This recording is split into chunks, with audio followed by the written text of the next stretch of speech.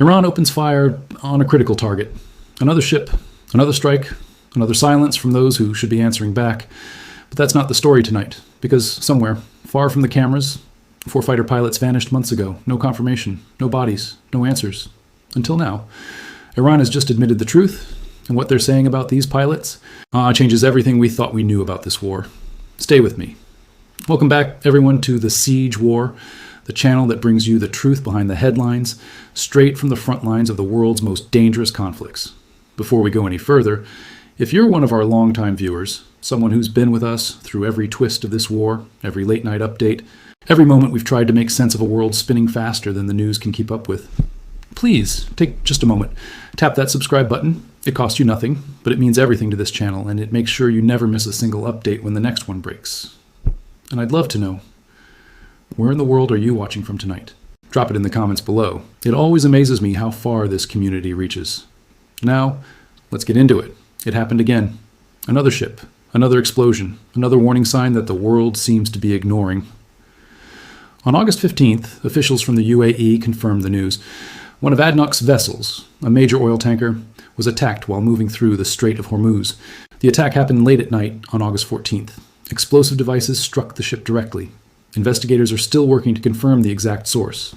It could have been a drone strike. It could have been an anti-ship missile. But one fact remains certain. The strike was launched from Iranian territory. This is not the first time. In fact, it's the third ship from the same company that has come under attack this week alone. 3 strikes, 1 company, 7 days. And yet, no major military response has followed. Fortunately, no one lost their life in this latest attack. The UAE says the situation is now under control. In an official statement, ADNOC stressed one thing above all: the safety of seafarers and the protection of freedom of navigation through one of the world's most critical waterways.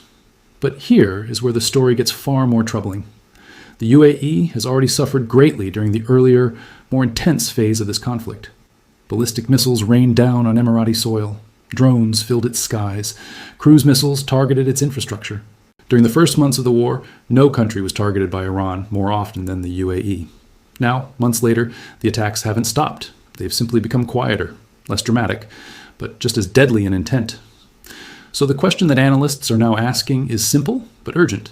Is anyone going to respond? Will the UAE strike back? Will the United States take action? What about Saudi Arabia or Israel? So far, the answer has been silence. Day after day, ship after ship, the pattern continues. And no serious military strikes have been launched against Iran's coastline in response. This restraint has come at a cost. While the world waits and watches, Iran has used this time wisely, rebuilding what was lost during the earlier fighting. Its missile arsenal is being restored, its drone fleet is being replenished, its air defense systems are being repaired and strengthened. Every day without a response is another day Iran grows stronger, not weaker. This raises a hard question that many analysts are now forced to confront. What exactly is the strategy here? Negotiations have gone nowhere. Iran has made its position clear. It will not surrender control of the Strait of Hormuz under any circumstances. A blockade exists, but a blockade alone does not stop Iran from firing. It does not stop the explosions. It does not stop the ships from burning. At some point, the world may need to decide, clearly and without hesitation, what comes next. Should there be a stronger military response to protect commercial shipping in the region? Or is it time to step back entirely and accept that this conflict cannot be controlled through limited measures? There is no easy answer, but the pattern on the ground is impossible to ignore. 3 ships, 1 week, 1 company, and an entire region watching closely, wondering who, if anyone, will act next. The Strait of Hormuz remains one of the most important shipping routes on the planet. A huge percentage of the world's oil passes through these narrow waters every single day. Every attack here doesn't just threaten a single vessel. It threatens global energy stability. It threatens international trade. It threatens the fragile peace that so many nations are desperately trying to hold together. And as of this moment, that fragile peace is being tested once again, because while the world debates what to do next, Iran has already made its move. While the world was still processing the latest strike in the Strait of Hormuz, something else was unfolding, far from the water, deep inside 2 different countries, and neither event has been fully explained. Late Friday night, drones filled the skies over Baghdad. Not just one location, multiple locations. Across the Iraqi capital reported drone activity at the same time. No one has confirmed who launched them. Were they American? Were they Iranian? Were they operated by one of the many Iran-backed militias that have grown increasingly active across Iraq? These militias have caused serious problems for months now. They have repeatedly fired on U.S. military positions. They have targeted Kurdish forces as well. And now, drones were spotted moving through Baghdad's skies once again, including activity reported in the Baliyat area of the city. Multiple locations, multiple threats, multiple unanswered questions. But that wasn't the only mystery unfolding that night. At the same time, something far more alarming was happening inside Iran itself. A massive fire broke out, ripping through a portion of the city of Tehran. The smoke could be seen for miles. Thick, dark plumes rising into the sky, visible even from a distance. And here is where the story becomes far more interesting. This is not the first time something like this has happened inside Iran. There have been unexplained explosions before. There have been targeted assassinations before. Every single time, the Iranian government offers the same explanation. A gas leak. According to official statements, Iran seems to experience more gas leak incidents than almost any other country on Earth. But analysts following this conflict closely are not convinced, because the pattern doesn't add up. Explosions at sensitive military sites, assassinations of key figures, and now a mysterious fire spreading through the capital, all explained away with the same simple answer, over and over again. To many observers, this pattern carries all the signs of something else entirely: covert operations, clandestine strikes designed to look accidental, intelligence agencies working quietly without ever taking public credit. Is this the work of a foreign intelligence service? Could agencies like the CIA or Mossad be involved? Or is there a different explanation entirely, one that hasn't yet come to light? No one knows for certain. And that uncertainty is exactly what makes this so significant. Because in modern warfare, not every battle is fought with missiles and open declarations. Some battles are fought in silence. Some battles are fought through sabotage, fires that spread without explanation, and explosions that are quickly blamed on faulty pipelines. And if this fire in Tehran is connected to a broader shadow campaign, it would fit into a pattern that has been building for months. A pattern of pressure applied quietly without ever crossing into open, declared conflict. A pattern designed to weaken Iran from the inside without giving Iran a clear target to retaliate against. If that is what's happening here, it raises a serious question. How long can this shadow war continue before it becomes something bigger?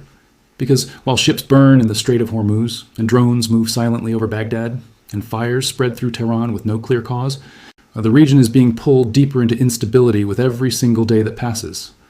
And so far, no one, not Iran, not the United States, not any of the intelligence agencies suspected of involvement, is willing to say clearly what is really going on. The silence itself has become part of the story. And as these unexplained incidents continue to pile up, one thing becomes increasingly clear. This conflict is no longer confined to open battlefields. It has moved into the shadows, and the shadows are only growing longer. Far from the fires and the drone strikes, another crisis has been quietly building. This one isn't happening on land.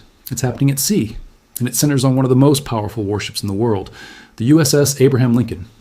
For months, reports have circulated about problems aboard the carrier, supply issues, extended time at sea, conditions that some in the media have described as dire. But to understand why, you have to go back to the source of the problem: Bahrain. Home to the U.S. Navy's Fifth Fleet, Bahrain was once the backbone of American logistics in the region. Then the missiles came.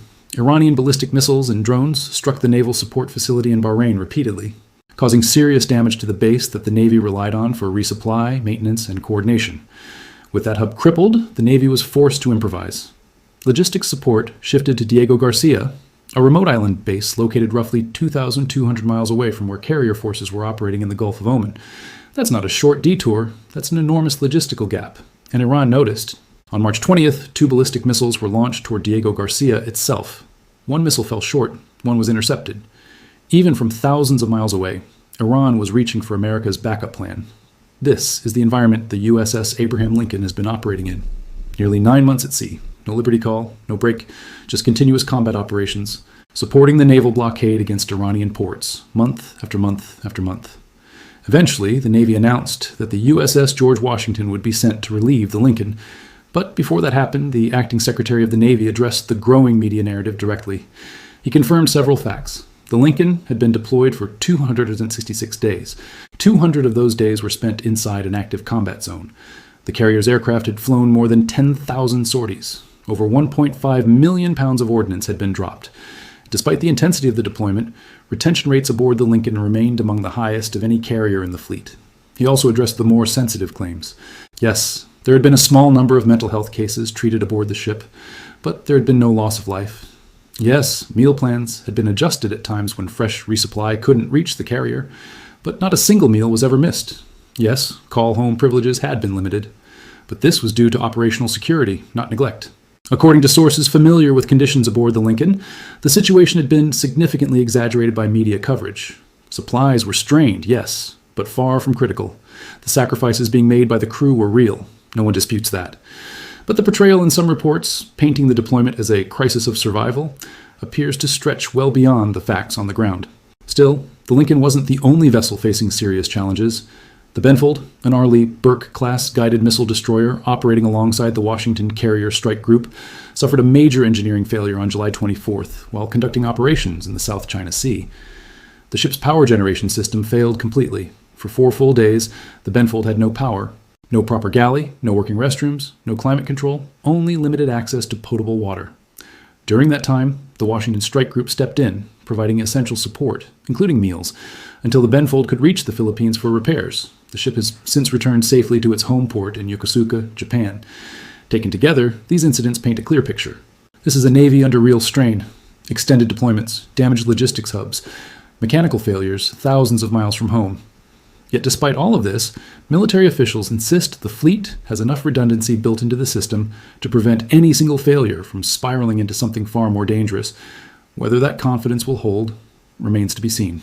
Because as this conflict grinds on month after month, the question isn't just about missiles and airstrikes anymore. It's about how long the machinery of war, the ships, the crews, the supply lines stretching across oceans, can continue to hold the line. Months ago, 3 fighter pilots vanished without a trace. No confirmation of life, no confirmation of death, just silence. Now that silence has finally been broken. When the war first erupted, 2 Iranian Su-24 fighter bombers were shot down over Qatar. For a long stretch of time, the fate of the pilots aboard those aircraft remained a mystery. Rumors began circulating quietly. Whispers suggested that several of the pilots had been captured alive and were being held for questioning. Eventually, part of the truth emerged. 1 pilot had died, but the fate of the other 3 remained officially unknown. For months, that uncertainty lingered. Now, Iran itself has broken the silence. In a formal letter sent to the International Committee of the Red Cross, Iranian officials confirmed that 3 pilots shot down over Qatar had indeed been captured and had been held for 6 months. The letter went further. It accused Qatar of denying the pilots contact with their families. Iranian officials have now formally urged the Red Cross to verify the pilot's condition. A 4th pilot, identified as Majid Kazemi, was killed. According to the letter, his body was eventually returned. This confirmation answers a question that had remained open for months, but it also raises far bigger ones. If these pilots have been in custody this long, they may hold significant intelligence value. Extended interrogation of experienced fighter pilots could reveal detailed insight into Iranian Air Force capabilities, tactics, and operational planning. Some analysts believe that if any of these pilots have cooperated over the past 6 months, they may no longer even be in the region. There's a real possibility they've been relocated entirely, given new identities, and offered a different life in exchange for the information they carry. That remains speculation, but the underlying intelligence value of their capture is not in question. And this isn't the only intelligence-related development shaping the current state of the war. Iranian political analyst Rahul Modir recently confirmed publicly that Russia and China have provided Iran with significant intelligence support throughout the conflict. This wasn't a leak. It wasn't speculation from outside observers.